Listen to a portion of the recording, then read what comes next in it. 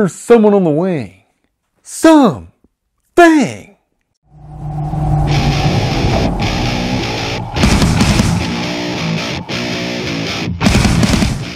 Star Trek Beyond stars Chris Pine, Zachary Quinto, and is directed by Justin Lin. So guys, before I get started on this review, I just want to give a quick shout out to someone that I'm related to. You see, this last weekend, I actually visited my family back in Columbus, Mississippi. As a matter of fact, I uploaded a new Drumdums drive, just kind of documenting that little journey. You know, it was kind of cool to go back to my hometown and, you know, see my parents and my family. But one that I didn't get to see was my niece, Michaela, and I hated that I didn't get to see her, so I wanted to give her a shout out for this. So Michaela, hopefully next time we get to see each other. But anyway, on to the review. So in Star Trek Beyond, the Enterprise receives a distress signal from a lost ship. And when the crew goes in to save this ship, they are ambushed. And the Enterprise is literally getting its ass kicked by this swarm of like mini ships. They call them bees in the movie. And eventually Kirk and company, they find out who the real villain of the movie is, and it's Krall, played by Idris Elba. And so later in the movie we find out the reason behind Krall's anger with Kirk and the Enterprise. First off, guys, I'm gonna say I am not a Star Trek fanboy, I guess you could say.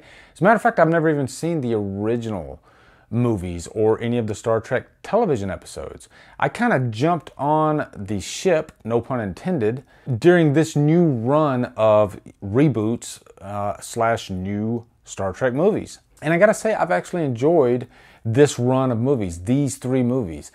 Every one of these has something that you can really grab onto. There's always an interesting flow to all three of these movies. They're all really quick paced, they're fun sci-fi adventures. And I'll say that right off the bat. Even if you're not a Star Trek fan, I think you'll like these movies. But let's get into Beyond. One thing I like about this movie, and it's highly evident, is the chemistry between the cast. This is a group of characters that have been around for the last 40, 50 years maybe. And so there's a lot of meat to chew on there. There's a lot of meat for every character in this franchise. And this new crop of actors that play these characters, Chris Pine and Zachary Quinto, Anton Yelchin, rest in peace, all of them really just fit so well with each other. And right away in this movie, you're back at it with them. You feel like you're in this adventure with them. And I tell you, it's just so refreshing to go into a movie and immediately just be latched onto the characters, you know, from the start to the finish.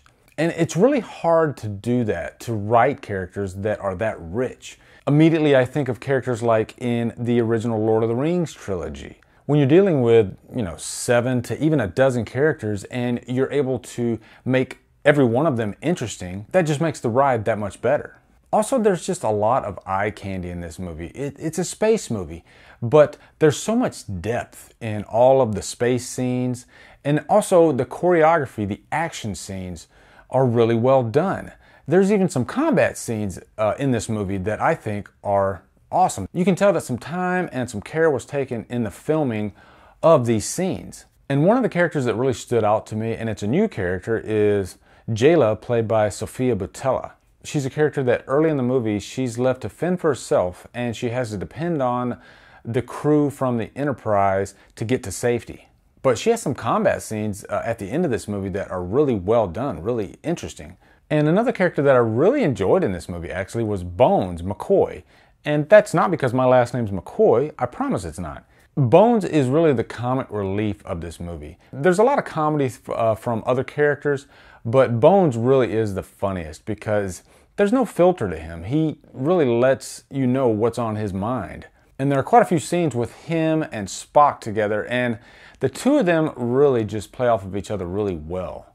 If I had to mention any cons for Star Trek Beyond, I would say that the villain played by Idris Elba, Krall, not as interesting as the previous two movies, especially when you're going against the Cumberbatch. Benedict Cumberbatch is just on another level as an actor, and especially as a villain.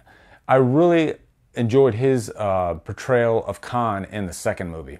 And that's a tough act to follow. But Idris Elba is fine, he holds his own, but like I said, this is a villain that you might forget about, especially in the next movies, if they ever make another Star Trek movie, which they probably will. But overall, I think the strengths of this movie are the characters and the pacing. The pacing is really well done in this movie. I wasn't bored once. So for that, I would definitely give Star Trek Beyond a purchase worthy, and I will definitely add it to my Star Trek collection. So what are your thoughts on Star Trek Beyond? Looking forward to hearing them. Also, be sure to join the Killer Flicks Facebook group where we talk horror 24/7, all day, every day. Like and comment if you like what you hear. Follow me on Facebook, Twitter, Instagram, and Letterboxd. And Drumdum out.